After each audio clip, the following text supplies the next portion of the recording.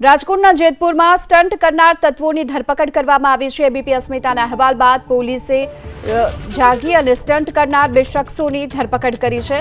Bike ચાલકના પિતાએ પણ police station આવી અને આ અંગે માફી માંગી છે। રાજકોટના જેતપુરમાં જે સ્ટન્ટ કરનાર આ બાઇક ચાલકો હતા, આ બંને બાઇક ચાલકોને પોલીસે ઝડપી લીધા છે।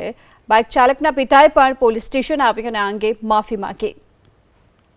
मनसुखभाई जयंतीभाई चावड़ा बोरडी समठियारा मारो छोकरो मने कह्या वगरनो बाइक लईने निकળી गए।